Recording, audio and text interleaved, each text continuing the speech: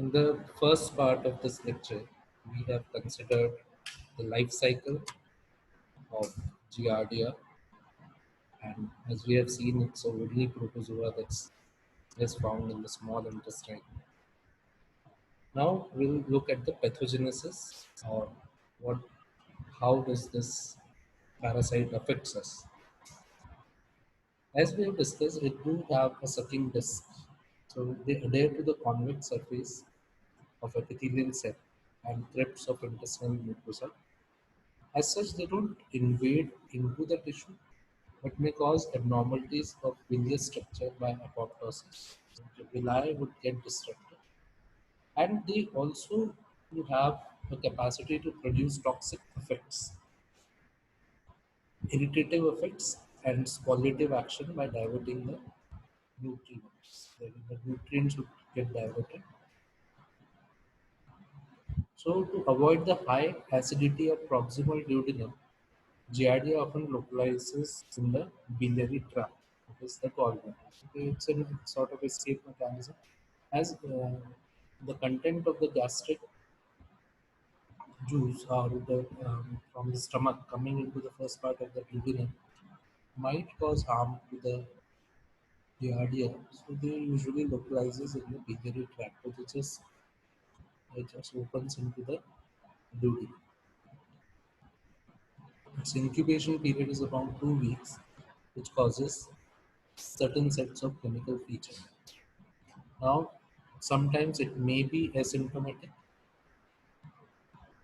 but sometimes it may cause symptoms like malabsorption syndrome, it's also known as ketoria, mucus diarrhea, dull epigastric pain, flatulence, chronic enteritis, acute enterocolitis.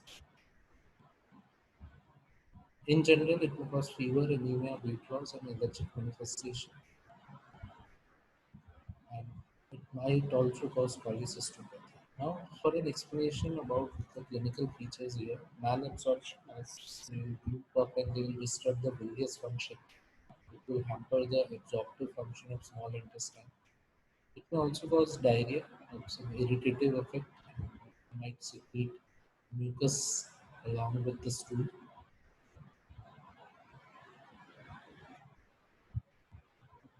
Pain, flatulence, colitis, enteritis, it's all related to the inflammatory changes.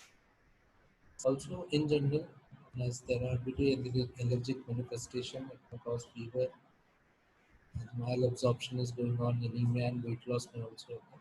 And as we have discussed, they may colonize in the biliary tract, and chronic polycystopathy is also seen. Now, for their laboratory diagnosis, how do you diagnose them? This stool examination will be done. Also, serological tests for antigen and antibody reaction detection, and string test, there is an intro test is also done, and molecular diagnosis by polymerase chain reaction for to detect the DNA of this parasite. Now let us start with the stool examination. We do identify the cyst in the stool. In asymptomatic area, only cysts are seen. So in asymptomatic patient, we won't find diarrhea, but in cases where we have diarrhea, we usually see a cyst in the diuretic stool. Macroscopically, the stool is offensive in odor, pale colored, and fatty stool is seen. And microscopically, saline and iodine solution are used for wet preparations that need to be examined under the microscope. Entro test, that is string test, it is a method for obtaining duodenal specimen, upper part of small intestine.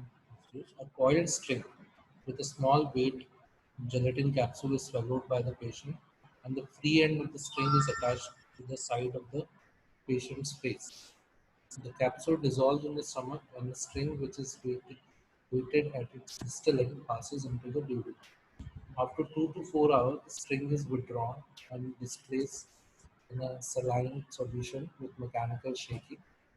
The centrifuge deposit of saline is examined by wet mount technique to detect the presence of motility of organism or specific morphological form of trophozoite of Giardia. So, if you remember, the motility of Giardia was falling leaf-like mortality. So this is macroscopically seen when it confirms presence of Giardia. So this is how the intro test is performed. You can see how this capsule and the string is used.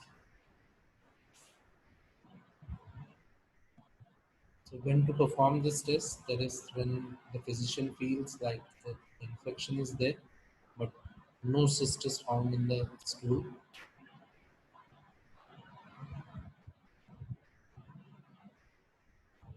So it's almost equal to aspiration of duodenum. So you don't need to aspirate the duodenum directly.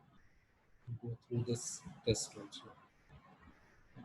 Serological diagnosis, antigen detection by ELISA, IIF, and immunochromatographic strep test. And sensitivity is around 95% to 100% specificity. These are not for routine tests. Still, if we are not getting any confirmation, we can go for such diagnosis also.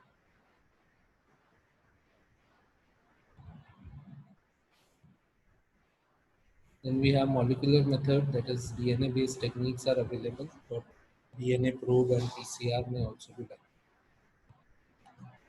The treatment, it's an allopathic line of treatment, that is metronidazole, canidazole are frequently used, is the most effective. In children's, furazodine and nitroxamide are used. Prophylaxis is more important for us. Proper disposal of wastewater and feces, maintain personal hygiene and proper eating, and proper disposal of diapers, prevention of food and water contamination. Drinking water should be boiled, and chlorination is actually not effective against the cysts. So chlorination won't help. Filtration and boiling techniques are more effective. Thank you.